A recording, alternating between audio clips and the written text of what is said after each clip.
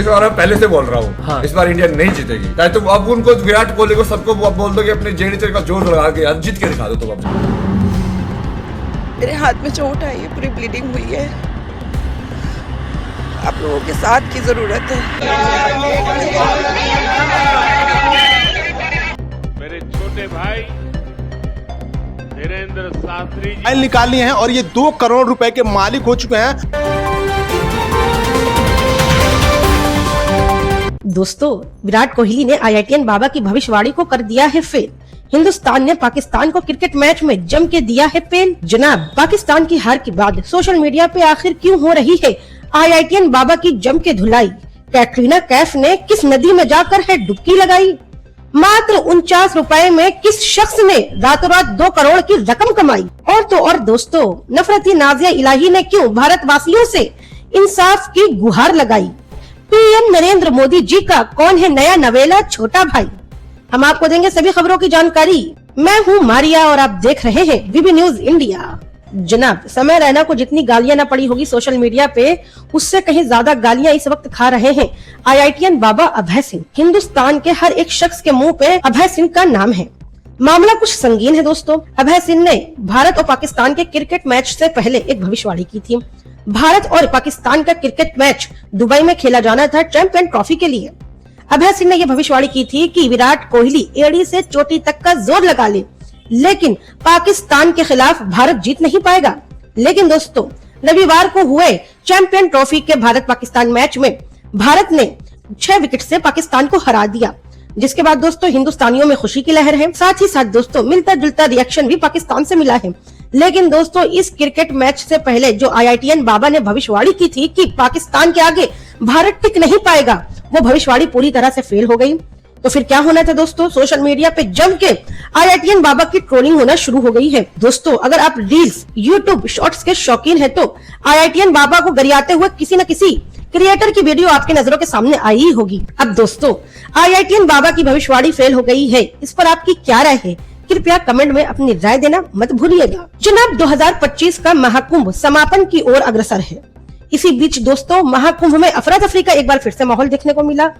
इस वक्त महाकुंभ में एक महान शख्सियत मौजूद है। यह महान शख्सियत का नाम है दोस्तों कैटरीना कैफ। लाखों हिंदुस्तानों के नौजवानों के दिल की धड़कन कैटरीना कैफ इस वक्त महाकुंभ में स्नान करने गई है प्रयागराज। दोस्तों, प्रयागराज में जाकर कैटरीना कैफ ने पूजा अर्चना भी की। और तो और दोस्तों, कैटरीना कैफ अकेले नहीं आई है महाकुंभ, अपने पति देव यानी विकी कौशल के साथ आई हैं। दोस्तों, हाल ही में विकी कौशल की एक फिल्म भी रिलीज हुई है जो इस वक्त बड़ी कंट्रोवर्सी के बीच में घिरी हुई है। खैर दोस्तों, हम केवल बात करेंगे कैटरीना कैफ की। महाकुंभ में आकर कैटरीना कैफ का क्या कुछ कहना है, आप खुद ही सुनिए। मतलब मैं बहुत फॉर्चुनेट हूँ that I could come here at this time. मैं बहुत खुश हूँ। I'm very grateful that I'm able to be here. It's such a beautiful place. मैं स्वामी जी के साथ हूँ इस वक्त और I'm chatting with him and taking his blessings. So I'm very grateful and happy to be here.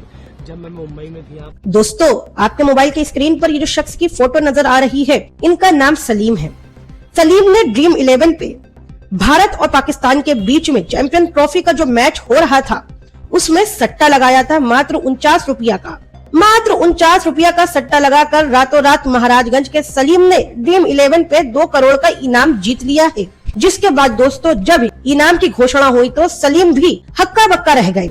रातों रात सलीम करोड़पति बन गए। और तो और दोस्तों, महाराजगंज सहित आसपास के शहरों में जम के सलीम को लेकर खबरें गर्म हैं। लेकिन दोस्तों, हम आपको बता दें, अगर आप मुसलमान हैं और आप इस्लाम धर्म में आस्था रखते हैं तो इस्लाम धर्म में सट्टे का पैसा हराम है। इनफैक्ट सट्टा खेलना, सट्टा लगाना और तो और दोस्तों सट्टा दूसरों से लगवाना भी हराम है। खैर दोस्तों, महाराजगंज के मुस्लिम युवक सलीम ने 49 रुपया का सट्टा खेल कर 2 करोड़ रातों रात कमा लिए हैं। दोस्तों, अक्सर मुसलमानों के खिलाफ जहर उगलने वाला तथा मुसलमानों के आशियानों को बुलडोजर से धाराशाही करने के लिए सरकार को आह्वान करने वाला एक ऐसा बाबा, जिसे चमत्कारी बाबा के नाम से भी जानते हैं, वो भविष्यवाणी भी करते हैं कि बैठे बैठे वो आपका भविष्य भी बता सकते हैं, आपकी जिंदगी में क्या खलफिसार चल रहा है उसकी भी पर्ची बनाकर आपके हाथ में थमा देते हैं। जी हाँ, हम बात कर रहे हैं बाबा बागेश्वर धाम के पीठाधीश्वर धीरेंद्र शास्त्री की। PM नरेंद्र मोदी रविवार के दिन बागेश्वर धाम पहुंचे थे। बागेश्वर धाम में बालाजी कैंसर इंस्टीट्यूट का अनावरण करने गए थे पीएम नरेंद्र मोदी। इसी बीच दोस्तों, अपने भाषण के दौरान पीएम नरेंद्र मोदी जी ने धीरेन्द्र शास्त्री को अपना छोटा भाई बताया। अब दोस्तों, मुद्दा ये उठता है कि बाबा बागेश्वर धाम के पीठाधीश्वर धीरेन्द्र शास्त्री अक्सर अपने बयानों के द्वारा विवाद में बने रहते हैं। महाकुंभ में भी इन्होंने एक बयान दिया था। इनका कहना था कि जो हिंदुस्तानी महाकुंभ में डुबकी लगाने नहीं आएगा वो देशद्रोही है। और तो और दोस्तों, जब महाकुंभ में महाभगदड़ मची थी तो इन्होंने महाभगदड़ में मरने वालों को बताया था कि ये लोगों को सीधा मोक्ष प्राप्त हुआ है। इसी पर दोस्तों बड़ी कंट्रोवर्सी हुई थी।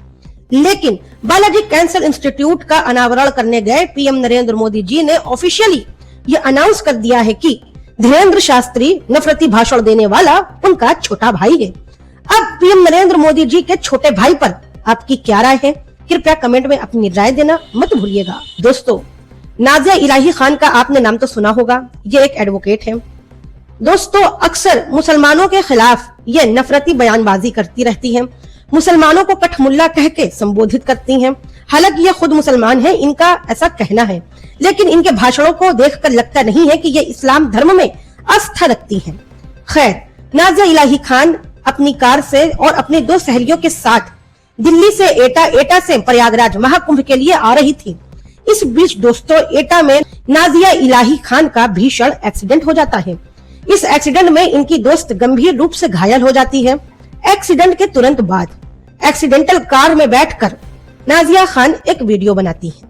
वीडियो में वो एटा जिले से कुछ मुसलमानों का उनके कार को पीछा करने का बखान करती हैं और तो और अपने एक्सीडेंट में मुस्लिम समुदाय के युवकों के ऊपर इल्जाम लगाती है।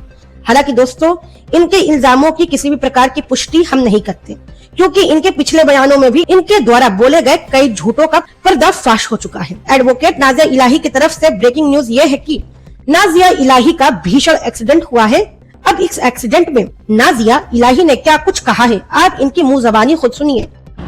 मैं दिल्ली सभा करके निकली और कुंभ गंगा स्नान के लिए आ रही थी और एटा से ही कुछ मुसलमान पीछा कर रहे थे मेरा। मैं थी, प्रिया चतुर्वेदी थी, जो मेरी बहन जैसी है और spotlight with Priya YouTube channel चलाती है, सनातन धर्म का प्रचार करती है अपने चैनल के जरिए। और एक छोटी बच्ची थी 19 साल की मेरे साथ। हम 3 लोग थे और एटा से पीछा करते करते उन मुल्लों ने इस बुरी तरीके से कार का एक्सीडेंट किया है कि शायद अगर प्रिया बच गई तो दुआ कीजिएगा कि वो बच जाए। उसका पूरा सिर खुल गया है, मेरे हाथ में चोट आई है, पूरी ब्लीडिंग हुई है। आप लोगों के साथ की ज़रूरत है, आशीर्वाद की ज़रूरत है। मुझे नहीं पता कि वो बचेगी कि नहीं। टारगेट मैं थी, पर वो सामने वो आ गई। निशाना मैं थी, पर उसने ले लिया सब कुछ अपने ऊपर। मेरी मदद कीजिए। आज की खबरें यहीं तक रही। कल मिलेंगे एक नई खबर के साथ, एक नई वारदात के साथ। जब तक के लिए बने रहे बीबी न्यूज इंडिया के साथ। मैं हूँ मारिया और आप देख रहे हैं बीबी न्यूज इंडिया। खुदा हाफिज।